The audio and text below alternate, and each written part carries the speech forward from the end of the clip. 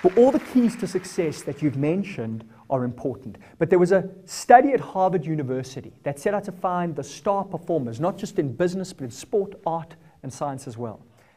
Dr. Albert Rottenberg, which I always think is an unfortunate name for somebody studying human potential, but Rottenberg checked temperament, personality, IQ, race, culture, inheritance, you name it, he checked it. The only factor that he could find present in the top performers in all these diverse fields was motivation. Okay, what is motivation? Dictionary definition. Motivation is an emotion that produces action. Right? At the end of the day, it's all about what we do. Now, emotion comes from the Latin meaning to move. So if you've got no emotion, you've got no motion. You're not going anywhere. Now, I'm sometimes called a motivational speaker. I don't like that term very much because motivation's a bit like a hot bath. It goes cold quickly. The key really is self-motivation. Are you able to motivate yourself when you're not feeling so motivated? Human beings are motivated by one of only two things. There are only one of two reasons that you are sitting in this room right now rather than hanging out in the bar outside. There's only one of two reasons that human beings buy from you, marry you, connect with you. There's only one or two reasons that human beings do anything, and that is pain and pleasure. We're motivated to reduce pain. We're motivated to increase pleasure. And so if there's anything that you want to do in your life, and let's face it, most of the time we know what we need to do. It's not rocket science, is it?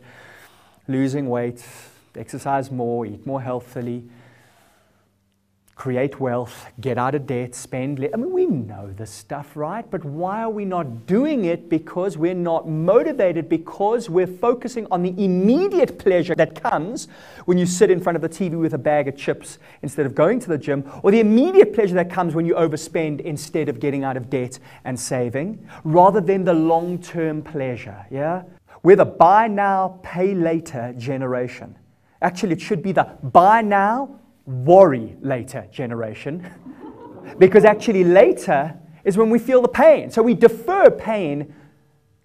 And this, research shows, is one of the fundamental keys to success is future orientation. The ability to focus on long-term pleasure, to delay immediate gratification, to put aside short-term pleasure so that you can get the long-term gain. And so if you ever want to do something that you know you need to do and you're not feeling motivated, focus on the long-term pleasure rather than the immediate pleasure. And here's a beautiful thing that happens. How many of you in this room exercise regularly? Put up your hands. Wonderful. And I can see it. So how many of you who exercise regularly, is that the best part of your day? Keep your hands up. Virtually all of you, and you understand that your colleagues are looking at you and going, are you into sadomasochism? That's the best part of your day? Because here's the little secret about all of this. When you get into a positive, healthy habit, you start to get intrinsic pleasure from it. Psychologists tell us that it takes about 30 days for an act to become a habit. For 30 days, it's going to be uncomfortable. For 30 days, it's going to be a little painful. But instead of narrow framing, focusing just on the pain, go with broad framing where you focus on the pleasure that will come, because it will come. And in fact, exercise, depressed people who get into a regular exercise program reduce their depression almost as effectively as those who go to psychotherapy, because exercise boosts serotonin. Rats who exercise on a treadmill for 90 minutes double their serotonin level. Don't ask me how they got rats to exercise on a treadmill. Maybe they put on a Jane Fonda video. But the point is that exercise is a very powerful way to boost your emotional state. That's why people with goals tend to be a lot more successful, because they have that pleasure that they're focusing on, that they're moving towards. Zig Ziglar said, the elevator to the top is out of order. The stairway is always open. But if you're going to take those stairs, you need to know where those stairs are taking you, so that you are motivated by that pleasurable future. Now, when I talk about pain and pleasure, you might think, oh, it sounds a little superficial, pain, pleasure. But hey, Mother Teresa and all that great work that she did, hey, it's a form of pleasure. When you alleviate somebody's suffering, when you create something wonderful for the world, when you're out there giving of yourself, that's all pleasurable. So there's different kinds of pleasure. Pleasure isn't just sex, drugs, and rock and roll. Pleasure, in fact, the deeper pleasure is what really motivates us.